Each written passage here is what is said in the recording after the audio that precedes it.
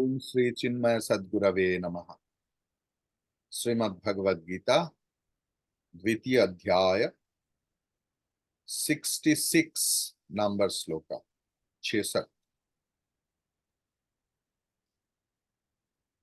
नास्ति बुद्धिरयुक्तस्य न चायुक्तस्य भावना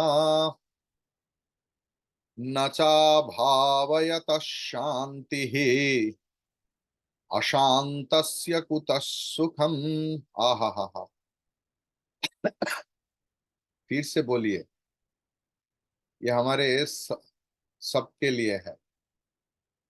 नास्ति बुद्धिरयुक्तस्य न चायुक्तस्य भावना न चाभावयतः शांतिः अशांतस्य कुतः सुखम। Vijayamma want to tell something else. Is it so? Unmute करो।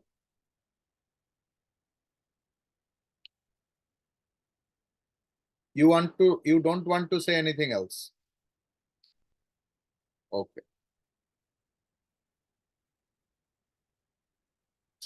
जिनका बुद्धि स्थिर नहीं हुआ, उसी बुद्धि में आत्मज्ञान नहीं होगा।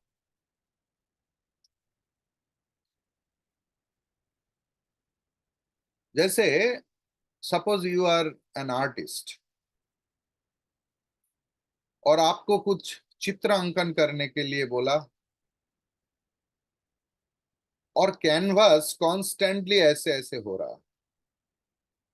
दुनिया के सबसे बड़ा आर्टिस्ट भी उसी में कुछ कर सकते क्या? ये मुमकिन नहीं। अगर हमारा बुद्धि ऑलवेज एजिटेटेड है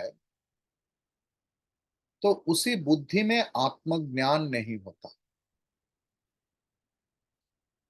आत्मज्ञान कैसे होता है ना? ध्यान से होता है। ध्यान और एजिटेशन ऑफ माइंड,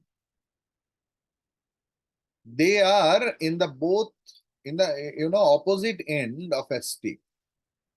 जैसे पूर्व और पश्चिम कभी मिल नहीं सकते।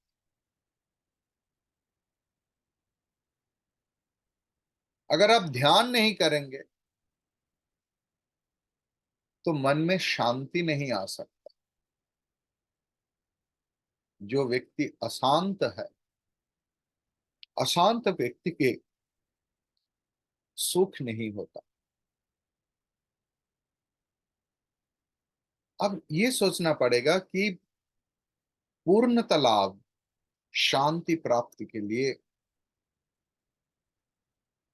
क्यों हमारे शास्त्र, हमारे संस्कृति, हमारे धर्म, सनातन धर्म बार बार धैर्य, स्थिरता, शांति लाभ, इसके ऊपर हाईलाइट किया है। ये करना ही पड़ेगा, क्योंकि इसका उत्तर भगवान स्वयं दिया है। अशांतस्य कुतः सुख। सब लोग सुख के पीछे ही तो घूम रहा है, इतना परिश्रम कर रहा है सुबह से लेकर शाम तक सुख के लिए। लेकिन अगर आपका मन में शांति मतलब अशांत है, आप सुख को एंजॉय नहीं कर पाए। सपोज आपका एक बहुत बड़ा डिनर है, आपको इनविटेशन मिला, यहाँ पर 12 कोर्स डिनर होगा। अब सब लोग होटल जाने वाला आदमी है तो 7 course dinner, 5 course dinner, 12 course dinner, तो शायद 12 कोर्स डिनर। और उसके पहले आप रास्ते में जाते जाते देखा पानी पूरी है, आप थोड़ा खा लिया। भेल है और थोड़ा खा लिया। इतना खाया, इतना खाया। Can you enjoy that 12 course? मैं तो एक व्यक्ति को जानता हूं जो आज नहीं है, कभी कभार क्लास किया करते थे, मुंबई में रहते हैं। तो बोला कि स्वामी जी, हम लोग जब डिनर बुक करते, माँ और बेटा रहते, तो हम लोग सुबह से उपवास करते डिनर एंजॉय करने के। It's extreme. Means unless and until you are empty from inside, you can't enjoy। गुरु के पास कैसे जाना पड़ता है पता है? गुरु के पास एकदम खाली होके जाना पड़ता, आचार्य के पास। नहीं तो आप नया लेंगे क्या? अब बाजार गया है, जैसे मैंने देखा सिक्किम के बाजार में सारे ऑर्गेनिक सामान, सारे ताजा ताजा सब्जी मिल रहा है, ताजा सब्जी। अगर आप कलकत्ता से 2 बैग भर के लेके गया इधर का केमिकलाइज्ड कॉलीफ्लावर, कैबेज, कैरोट सब आपका प्रिय है, आप सोचा था कि उधर अगर मिलेगा या नहीं मिलेगा तो क्या खाऊं, तो आप सिक्किम से कुछ बाजार ले सकते।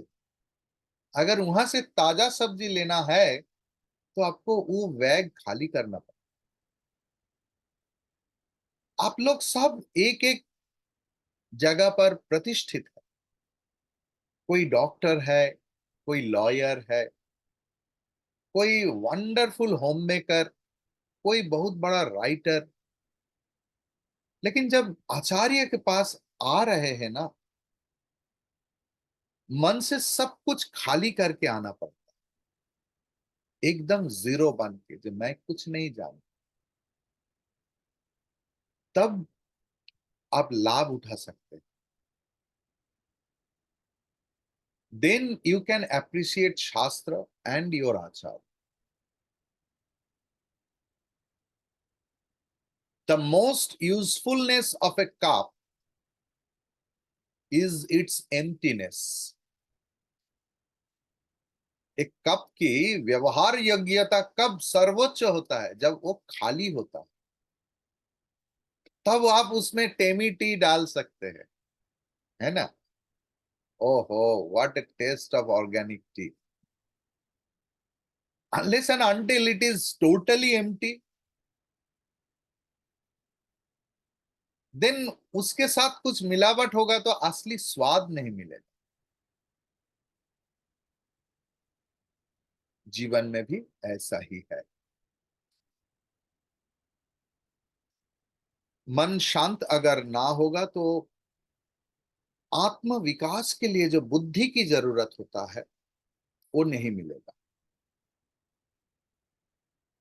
अगर आपका मन शांत नहीं होगा तो आप बहुत आग्रही है कि Swami ji, really I want to learn something else from you, I want my self development, आत्मोन्नति आपके आग्रह है। लेकिन आपके मन में अगर शांति नहीं है, आपका मन टोटली एजिटेटेड है। एंड हम लोग देखा है पिछले पिछले श्लोक में, मन क्यों अशांत होता है? मन अशांत होता है कल्पना से। It's our mayor imagination. Unless and until you come out from your wrong imagination about the wrong thing, it's not possible for you to get mental calmness। आपका मानसिक शक्ति नहीं मिलेगा। अगर शांति नहीं रहे तो जीवन की समाधान नहीं आएगा। क्योंकि जीवन की समाधान मतलब आपको डिसीजन लेना पड़ेगा। और डिसीजन कौन लेता है? ना डिसीजन बुद्धि लेता है। मन के साथ बुद्धि जुड़े हुए। अगर आपका मन शांत नहीं है तो आपका बुद्धि विचार नहीं कर पाए, डिसीजन ले नहीं पाएंगे, तो अपने जीवन की सिद्धांत भी गलत हो जाएगा। आप सोचिए, आपके जीवन में बहुत कुछ सिद्धांत गलत हो गया, आप उनके लिए अफसोस करते, लेकिन जरा उस घटना में जाइए, उस समय आपका मन का स्थिति कैसा था, क्यों डिसीजन में गलती हो। अगर अपने अंदर की आत्म समीक्षा और विचार विश्लेषण आप नहीं करेंगे, तो आत्मज्ञान के लिए आपके अंदर श्रद्धा पैदा नहीं होगा। अगर आपके मन में आचार्य के प्रति, शास्त्र के प्रति श्रद्धा ना हो,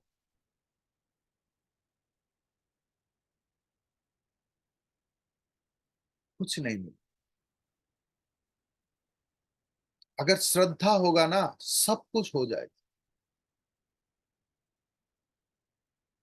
जैसे देखिए, काल परसों इतना दिनों से मैं इतना बिजी हूं,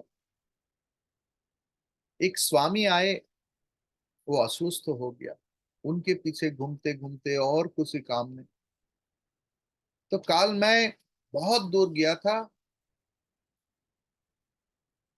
थोड़ा सा भी कुछ खाया नहीं, और मैं बाहर की खाना खाता नहीं। गुरु की कृपा में बहुत सारी जगह पर स्टूडेंट्स है, अम्मा लोग है, फोन किया कि मैं भूखा हूं और खाना चाहता हूं। तो देखिए, उनके घर में जब भोजन के लिए, भोजन प्रसाद के लिए बैठा, तब करीबन 4, 4:30, तो अम्मा ने याद दिला दिया कि आज अक्षय तृतीया है, और मेरा मन में कब से इच्छा थी कि इस शुभ मुहूर्त में मैं मेरा आचार्य को खिलाऊं। तो देखिए, श्रद्धा खींच के लाते हैं। मेरे पास तो और बंदा थे। श्रद्धा ऐसा होता है ना, श्रद्धा और विश्वास अगर आपके अंदर में पैदा हो जाएगा, आपसे गलत काम, गलत सिद्धांत कभी नहीं होगा, और वो भी आपके जीवन में होते जाएगा जो what is conducive for your life. और वो ऐसा ही कब होता है, जब श्रद्धा से होता है। श्रद्धा होने से आत्मज्ञान के लिए हमारा इच्छा होता है कि I will know what is what. तब गुरु, शास्त्र, आचार्य, भगवान आपके जीवन में ध्रुव तारा की जैसे हो जाता है, जो कांस्टेंट है। जब समुंदर में नाविक खो जाता है, तब एक ध्रुव तारा ही उनको दिशा दिखाता है कि ये दिशा है, तुमको इधर जाना। ऐसे ही एक साधक के जीवन में गुरु परंपरा, शास्त्र, भगवान ध्रुव तारा की जैसे होता है, जो दिशा दिखाते हैं। संसार समुंदर में जब हम लोग उथाल पाथाल होता है, जब दिशाहीन हो जाता है कि क्या करूं और क्या ना करूं, पथभ्रष्ट हो जाता है, क्योंकि पथभ्रष्ट नाविक समुंदर के अंदर में बीच रास्ते में कोई आइसबर्ग होता है जो इतना सा दिखाई देता है, 1/3 दिखाई देता है, 2/3 गहरे में होता है। कितना बड़ा बड़ा हस्ती डूब गया है इस जीवन समुंदर में, एक दिशा की अभाव में। लेकिन जो श्रद्धालु भक्त है, श्रद्धा ही उनका मन को शांत कर देता है। उनके जीवन में गुरु आता है, आचार्य आता है, दिशा दिखाने के लिए। जिनके जीवन की कोई मकसद नहीं है कि मैं आदर्श में पहुंचूं, जीवन की लक्ष्य में पहुंचूं, उनके मन में कभी शांति नहीं है। तो गुरु दिखाते हैं तुम्हारे जीवन का लक्ष्य क्या है। तुम जो भी करो, you are the most richest person, you are the most busiest person, You are in the most, high esteemed profession, whatever it is. उदर निमित्तम बहुकृत वेश, सब पेट के लिए और अहंकार पूर्ति के लिए। मैं ये हूं, मैं वो हूं, मैं ये हूं, मैं स्वामी हूं, ये भी। जीवन का लक्ष्य है खुद को उपलब्धि करना, खुद को जानना, मैं कौन हूं, भगवान तत्व क्या है, ये जगत क्या है, जगत के साथ मेरा संबंध क्या है, भगवान के साथ मेरा संबंध क्या है, गुरु के साथ मेरा संबंध क्या है, शास्त्र के साथ मेरा संबंध क्या है।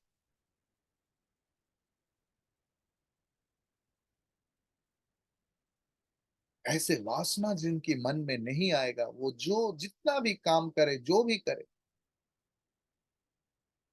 वो व्यक्ति की मन में कभी शांति नहीं आती। कभी कभी सुख आ जाता है, बहुत मस्ती होता है, शांति नहीं। मस्ती तो है गैस बैलून के जैसे, जब तक गैस है तब तक उड़ता है, गैस खत्म तो बस बैलून नीचे।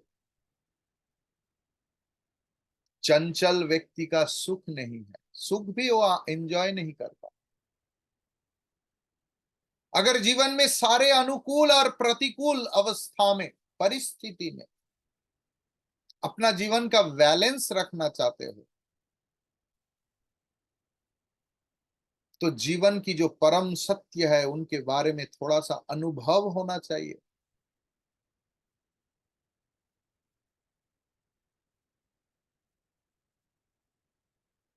और वो अनुभव कांस्टेंट होना चाहिए।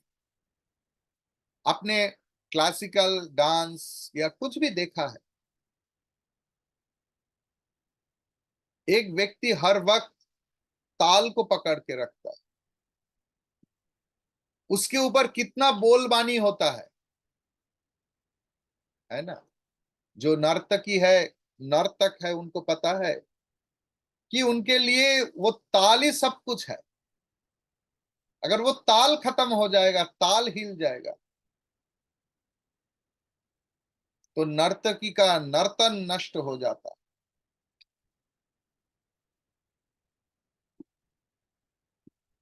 अभी आप सवाल पूछ सकते हैं कि पूर्व श्लोक के साथ इस श्लोक का संबंध क्या है। हमारे पूर्व श्लोक में क्या है? प्रसादे सर्व दुखानाम हानिरस्योपजायते, प्रसन्न चेतसो ह्यासु बुद्धि पर्यवतिष्ठते। ऐसा ही था ना कि अगर चित्त प्रसन्न होगा,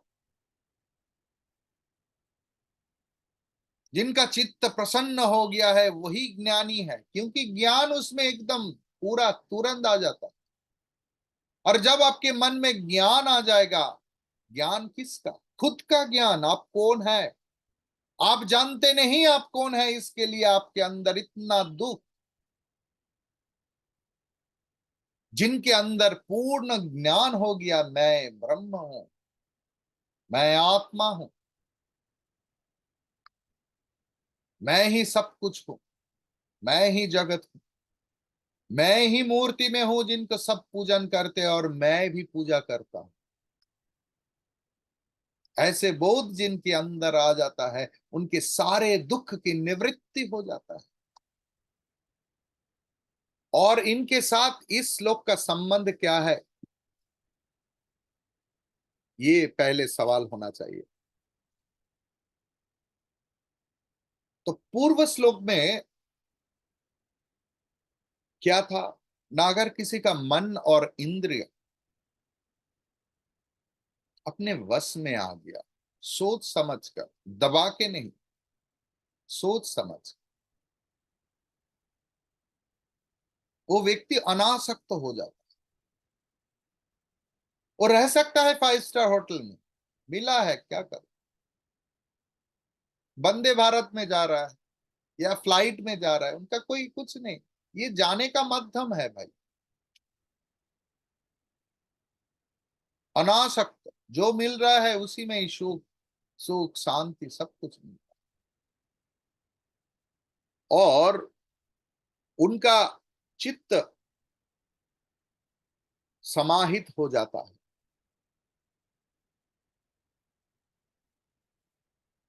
ये वर्णन करने के बाद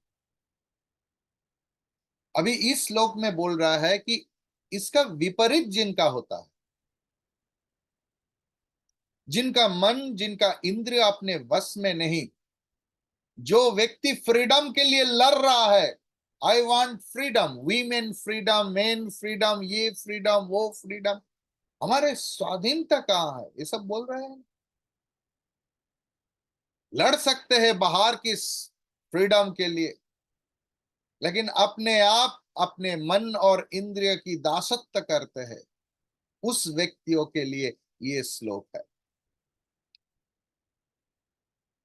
उनके जीवन में कभी शांति नहीं होती, शांति की अभाव होता है। उनका बुद्धि विषय में चला जाता है। हो सकता है साधु संग किया है बहुत सालों से, आश्रम से जुड़े हुए हैं 20 साल, 30 साल, 40 साल, साधु सेवा भी किया है।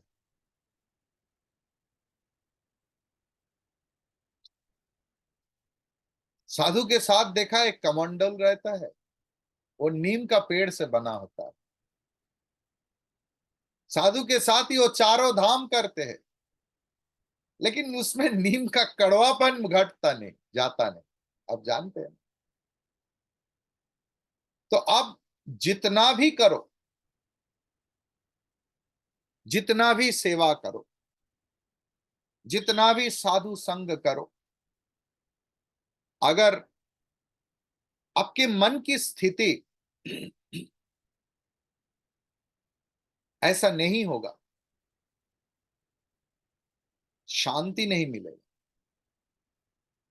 क्योंकि सत्य एक घमंड उत्पन्न करता है कि मैं साधु सेवा करता हूं, मैं इतना साधु सेवा किया, मैं इतना डोनेशन किया, मैं इतना जगह, मैं 14 ज्योतिर्लिंग किया। भाई 14 नहीं है, 12। हाँ ठीक है, दो को ज्योतिर्लिंग लगा है मुझे, ठीक है। आपको क्या लगता है, 14 बोल दिया तो आपको क्यों ऐसा है? तब ऐसा मन में होता है, मानता ही नहीं भाई, 12 ज्योतिर्लिंग है, 14 नहीं। सत्य एक ऐसा घमंड पैदा कर, और उस घमंड कभी मन को शांति नहीं दे सकता। विनय, विनय, विनय, विनय, विनय, humble।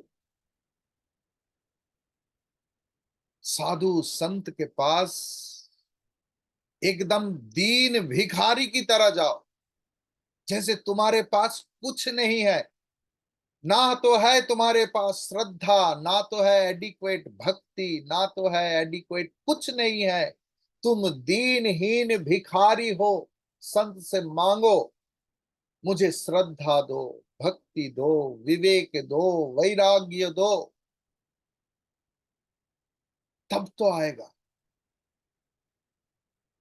ये विद्या और विनय की खेल। कौन सी विद्या? I am PhD holder, triple MA, ऐसे नहीं। सा विद्या या विमुक्त है, वही विद्या है जो आपको आपके घमंड से विमुक्त करते हैं, वही विद्या है। घमंड को बढ़ाते नहीं।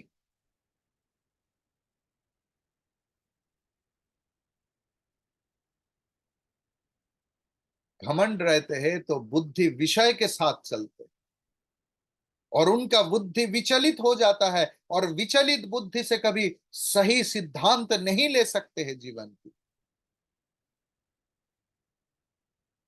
इस श्लोक में था, नास्ति बुद्धि ही अयुक्तस्य, न च अयुक्तस्य भावना, है ना।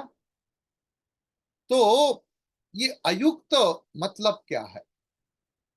जो लोग बाद में आया है, मैं बोल रहा हूं, सेकेंड चैप्टर गीता की 66 श्लोका, 66।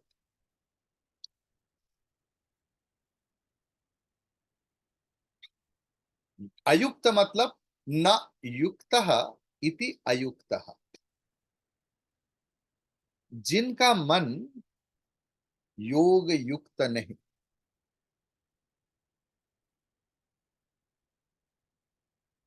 योग का मतलब क्या है?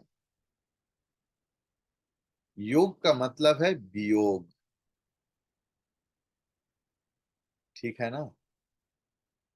जिनका मन भगवान से, शास्त्र से, गुरु से, गुरु परंपरा से, आचार्य से जुड़े हुए हैं हर पल हर वक्त,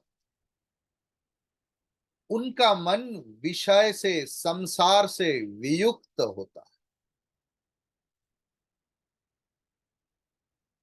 तो ऐसे योगी, योगी मतलब वियोगी। योग का शास्त्र देखिए, समाज में आप जाएंगे, बोलेंगे भाई योग करो, दो उसके साथ दो पराठा लिया 40 रुपया, दो मटर पनीर लिया 180 रुपया, योग करो योग करो। उसके मतलब भी वियोग है।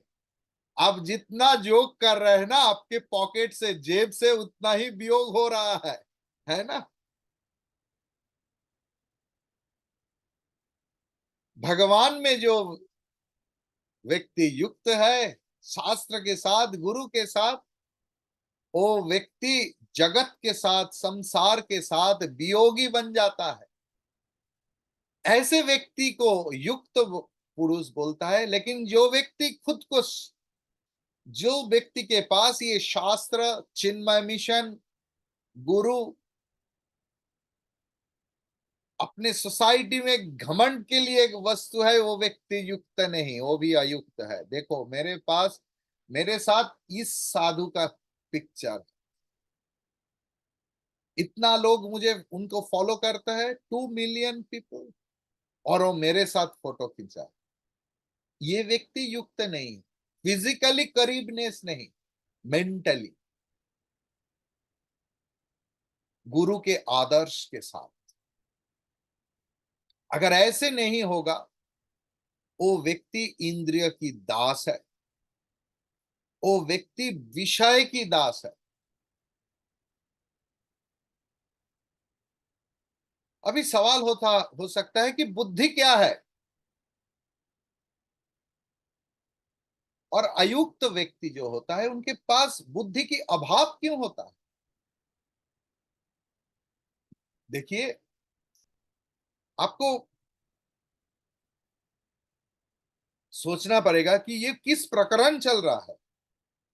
अर्जुन ने सवाल क्या पूछा था, याद है? याद शायद किसी को नहीं। स्थित प्रज्ञस्य का भाषा समाधिस्तस्य केश।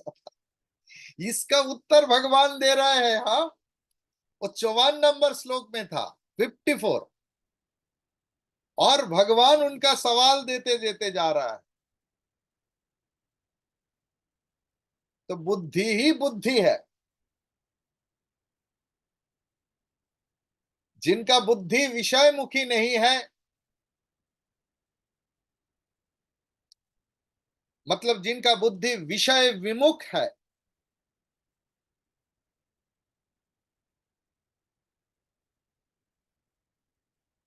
उनका क्या स्थिति पिछले श्लोक में बता दिया। और जिनका बुद्धि विषयगामी है, जो देखता है दुनिया में सब कुछ एक्वायर करना चाहते हैं, जगह है या नहीं है वो देखता नहीं। चाहे वो साड़ी हो सकता है, गहना हो सकता है, गाड़ी हो सकता है, खाना हो सकता है, कुछ भी हो सकता है। अच्छा दिखता झाड़ू भी किसी के पास होगा ना, वो लेके चला, वो नहीं ले आते हैं। उनका बुद्धि उनके ऊपर प्रभाव विस्तार कर।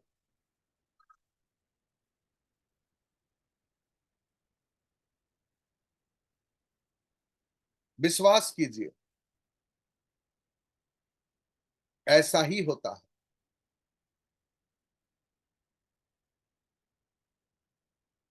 1 मिनट, इंटरनेट चला जाएगा।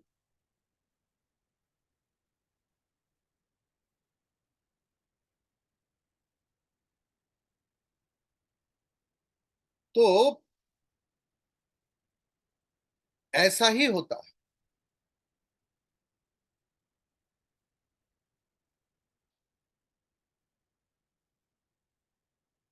तो जिनका बुद्धि विषय विमुख नहीं, विषयगामी है, उनका असलियत में बुद्धि लाभ नहीं होता। एक ही मन, उसमें योग और भोग एक साथ नहीं हो सकता।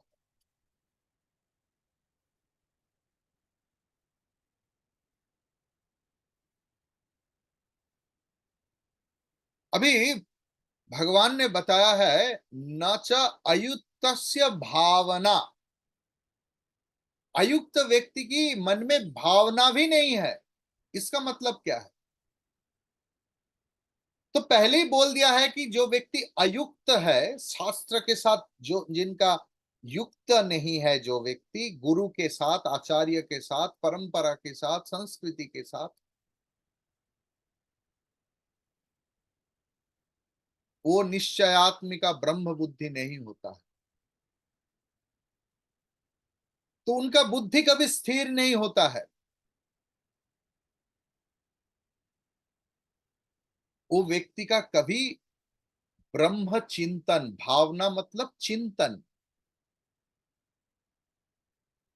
ब्रह्म चिंतन भी नहीं हो सकता है। उनके लिए अहम ब्रह्मास्मि, तत्वमसि, ये सब एक शब्द है जो याद कर लेते हैं, रट लेते हैं,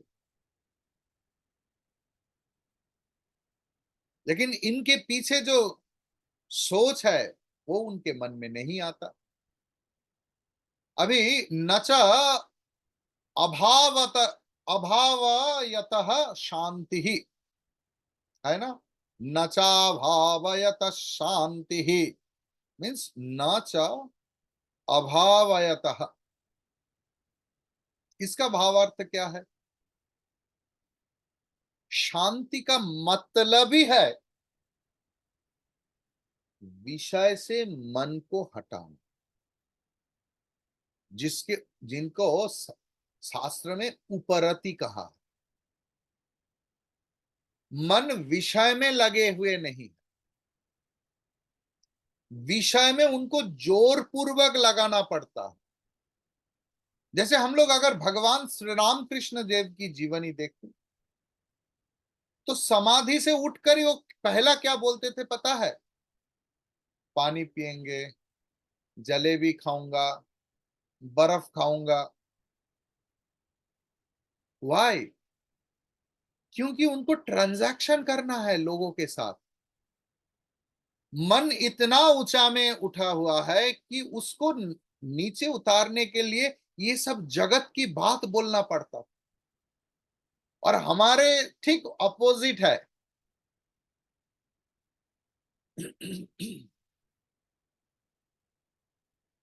हमारा तो जैसे समुंदर के पानी सूरज की प्रखर ताप से ऊपर उठता है वाष्प की रूप में, है ना? तब वो वाष्प बादल बनता है, और बादल से मीठा पानी गिरता है जो हम पीते हैं। हमारे मन भी समुंदर की तरह खारा पानी है, इसलिए उनको तप से तपाना पड़ता है, और तप से तपा तपा कर उस खारा पानी से वाष्पीभूत होकर मेघ से जब हमारे विनय गिरता, तब वो बहुत लोगों के जीवन दान कर सकता।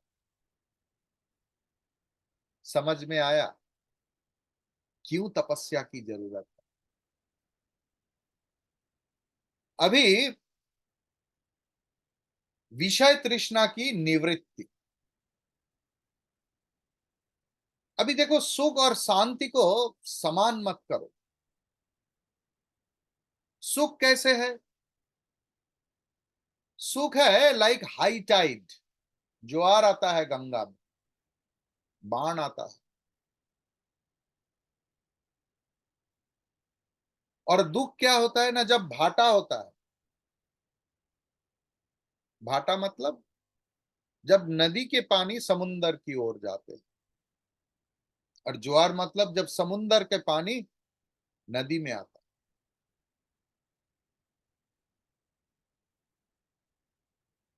सुख जैसे हमारे जीवन की लहर है, लहर की जब उच्छ्वास होता है तब ये सुख है, और लहर जब गिरता है तब दुख है। तो कोई भी अवस्था में साम्य अवस्था नहीं है पानी की। अब सोचिए, एक तो उठता है, एक गिरता है, सुख दुख सुख दुख सुख दुख, साम्य अवस्था नहीं। लेकिन जिस पानी में लहर नहीं है, साम्य अवस्था है,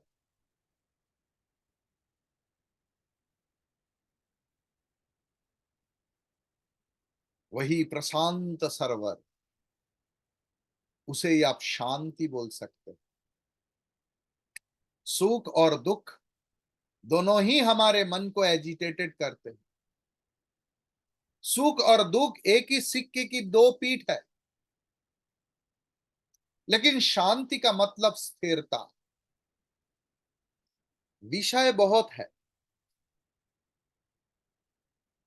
विषय बहुत है। तो अगर विषय में हम लोग फंस जाएंगे तो विषय के लिए, विषय का जो भावना है वो भी बहुत हो जाएगा। लेकिन ब्रह्म एकम एवं अद्वितीयम, ऐसे भावना मन में आएगा ही नहीं, क्योंकि मन तब बहुत्व हो गया। It's divided into many parts, and then we become anxious, depressed. This is the cause of our depression, anxiety, everything else of our mind, because that minds are divided. Mind is divided into many facets. लेकिन मन जब एक मुखी होता है, एकत्व में चित्त कभी विभ्रम नहीं होता, उद्विग्न नहीं होता। जो व्यक्ति भगवत चिंतन में सदा रत हो, जो व्यक्ति आत्मचिंतन करते हैं, उनके मन में शांति रहेगा ही रहेगा। भगवान क्लियरली बताया है, अशांतस्य कुतः सुखम। यहां पर जो भगवान सुख शब्द की प्रयोग किया है, वो सुख किंतु लहर की जैसे उठाई गिराई हुआ नहीं। इस सुख का मतलब है आनंद, ब्रह्म सुख। अशांतस्य कुतः सुखम, ये सुख जागतिक सुख नहीं, ये ब्रह्म सुख के बारे में भगवान ने बताया है। जिनका चित्त स्थिर नहीं हुआ, उनके लिए आत्मानंद, हमारे अंदर का जो आनंद है, उनका टेस्ट नहीं ले पाएंगे। अब सोचो, एक लेक है, जैसे खेचीपेरी लेक, गुरुदोंगमार लेक, ऐसे है ना, रविंद्र सरोवर हमारा इधर। तो बहुत तूफान हो रहा है और हिलता डुलता है। उसमें चंद्र का पूनम की रात है, तो उनका रिफ्लेक्शन दर्शन होगा संभव। आत्मानंद मतलब क्या? ब्रह्म आनंदमय पुरुष, ब्रह्म आनंदमय है, उसी आनंद मेरे पास रिफ्लेक्टेड हो रहा। अगर मन विक्षेप है, मन की विक्षेप है, तो आनंद भी तो विक्षेपित होगा। Simple equation. अगर पानी और मन शांत हो जाए, चंद्र का ऐसा ही अगर फोटो खींचेंगे तो आपको देखना, सोचना पड़ेगा कि कहां किसका कौन रिफ्लेक्शन है।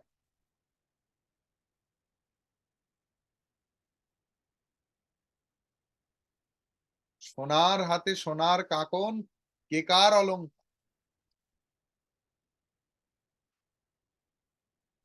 तो ऐसे ही होता है, जब तक हम लोग हमारे मन की चंचलता के ऊपर काम नहीं करेंगे, आत्मा की आभास नहीं आएगी। आत्मा ही सब सारे सुख का केंद्र है, उत्स है। आत्मा सुख स्वरूप है। जब हमारे मन आत्म चिंतन करते हैं, तब उसी मन में आत्मा आनंद की रस का सुख मिलता। न सुखम देवराजस्य न सुखम चक्रवर्तिनः यत् सुखम वीतरागस्य मुनेरेकांतवासिनः।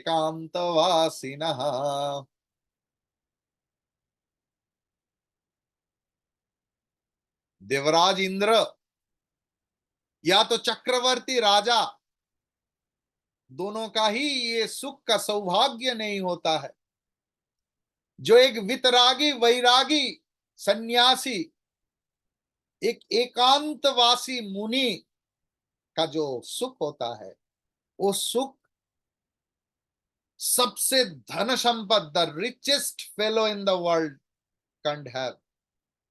जो एक सन्यासी के पास जो सुख है, शांति है। न सुखम देवराजस्य न सुखम राज चक्रवर्तिनः यत् सुखम वीतरागस्य मुनेः एकांतवासिनः। आपको आप बोल सकते हैं कि स्वामी जी आप तो, आपका आपका सुख का पता क्या है, आप जानते हैं क्या सुख क्या है? हम लोग होटल में, 5 स्टार होटल में जाते हैं, लंच करते हैं, डिनर करते हैं। आप वही आश्रम में आपका कुक का बना हुआ सादा खाना ही खाते हैं। आपको पता क्या है सुख क्या है? आप तो वही एक चौकी में सोते हैं। आप जानते हैं होटल का बिस्तर कैसे है? आप सोने से ही पूरा 1 फुट 1.5 फुट आप नीचे चले जाएंगे, क्यों? गद्दी इतना नरम होता है। अच्छा।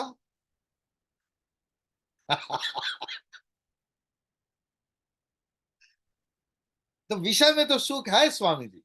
आप क्यों ऐसे बोल रहा है? आपको नहीं मिला है इसलिए बोल रहा है? जितना भी सुख आपको मिलता है वो आत्मा का ही सुख है। हम लोग पूर्व पूर्व श्लोक में सुख का बहुत चर्चा किया है।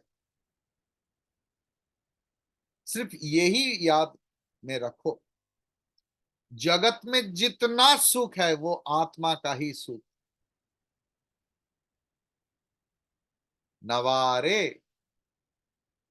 क्या? बृहदारण्यक उपनिषद में याज्ञवल्क्य ऋषि अपने पत्नी को बोल रहा है, आत्मनस्य कामाय सर्वम प्रियम भवति। आत्मा के लिए ही सब कुछ सुखमय लगता है, शांतिमय लगता है। उसी आत्मा को जानो, तब तुम ही सुख स्वरूप बन जाओगे। तुमको सुख के पीछे दौड़ने का जरूरत ही नहीं पड़ेगा।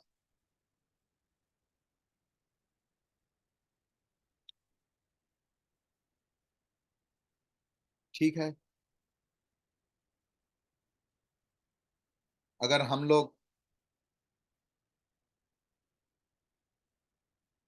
हमारे मन की जो विचलता है, चांचल्य है, इसके लिए हम लोग आत्मा की सुख ये महसूस नहीं कर पाता।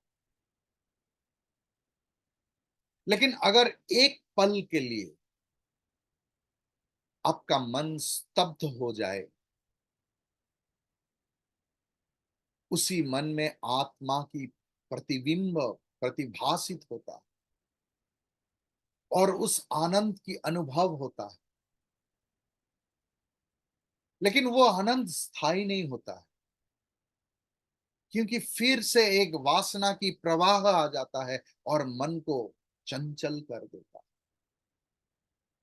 तब उस ब्रह्मानंद की प्रतिभास हट जाता है।